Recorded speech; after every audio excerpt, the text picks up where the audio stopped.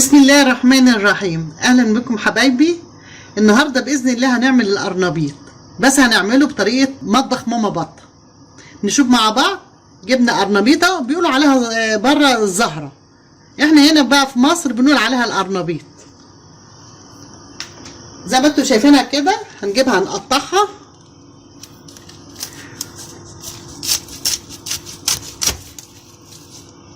بالشكل ده كده.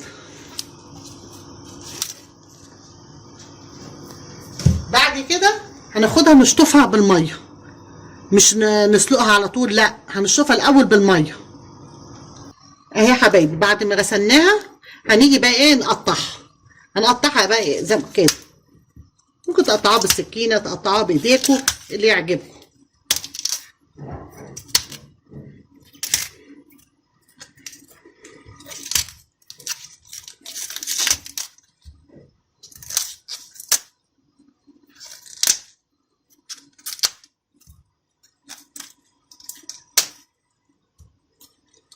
بالشكل ده. هنعمل ايه؟ هنجيب ميه بتغلي فيها معلقه ملح ايه نسلقها، بس ايه مش هنسلقها جامد يعني عشان ما تتهريش، لان لسه هنحمرها. هنشوف بعد ما تتسلق هنعمل ايه. زي ما انتم شايفين كده يا حبايبي، بعد ما اتسلقت اهي هنجيب بقى ايه الطلبات بتاعتها وهنشوف هنعملها ازاي. زي ما انتم شايفين كده يا حبايبي، هنجيب دقيق، فيجيتار، 4 بيضات، بقدونس وكزبره، معلقتين نشا، معلقه بابريكا، معلقه توم بودره، شويه شطه، معلقه بهارات فراخ، ملح، معلقه كربونات، معلقه لبن بودره، دي 3 كوبايات دقيق او كوبايتين كبار، وسفن للعجن لان مش هنعجن ولا لبن ولا ميه، هنعجن بالسفن. زي ما انتم شايفين كده حبايبي البيض.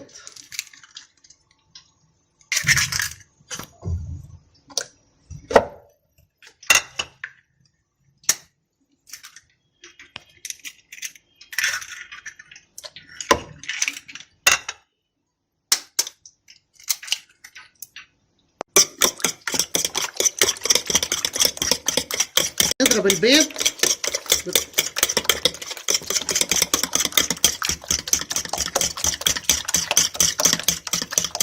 بالشكل ده. هنجيب السفن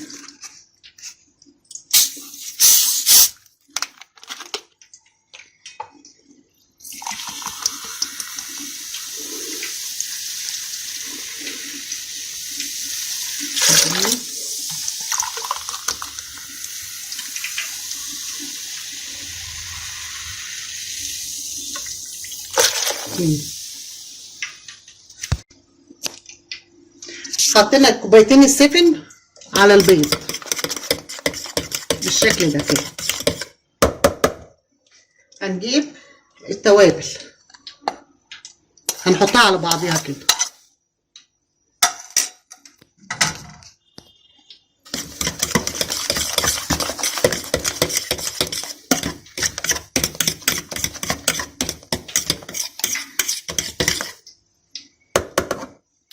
هنجيب الدقيق مع النشا نحطه على بعض،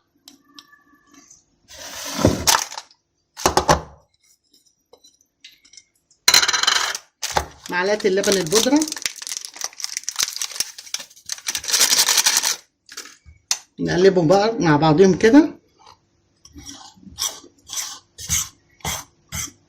هنحط البقدونس الاول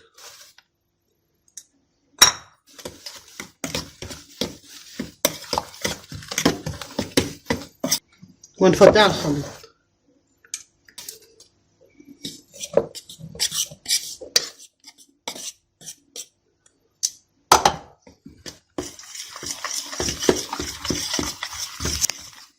زي ما انتم شايفين كده حبايبي، نعجن كله مع بعضه.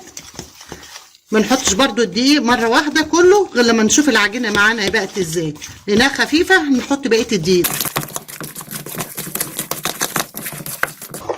زي ما انتم شايفين يا حبايبي بالطريقه دي. افرضوا انها ايه طلعت تقيله معاكم، تعملوا ايه؟ زودوا شويه سفن طلعت خفيفه زودوا شويه دقيق، تبقى بالطريقه دي. ليه انا ما حطيتش بيكنج باودر فيها؟ لان البيكنج باودر بيخلي القرنبيطه غامقه وبتبقى طريه، واحنا عايزينها مقرمشه، عشان كده حطينا ايه معلقه كربوناتو بالشكل ده. نجيب بقى القرنبيط عشان نقليه. هنروح جايبين القرنبيطه كده في قلب العجين بالطريقه دي كده، تصفيها ونروح حاطينها في البقسماط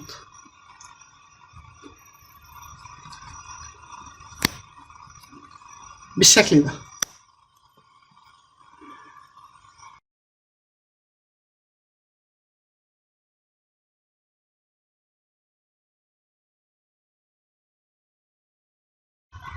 وهتجربوها وهتعجبكم جدا. جربوا ايه القرنبيط بالسفن وهتشوفوا هتبقى جميله جدا بالشكل ده كده.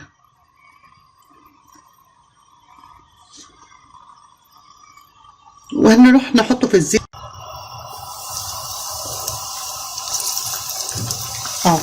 نحطه كده في الزيت يتحمر بالطريقه دي كده، زي ما انتم شايفين كده يا حبايبي بتتحمر. بعد ما تتحمر هنروح قلبينها على الوش التاني، بس لما ما تاخد اللون الذهبي نروح قلبينها على الوش التاني يتحمر برضو معاه بالشكل ده كده.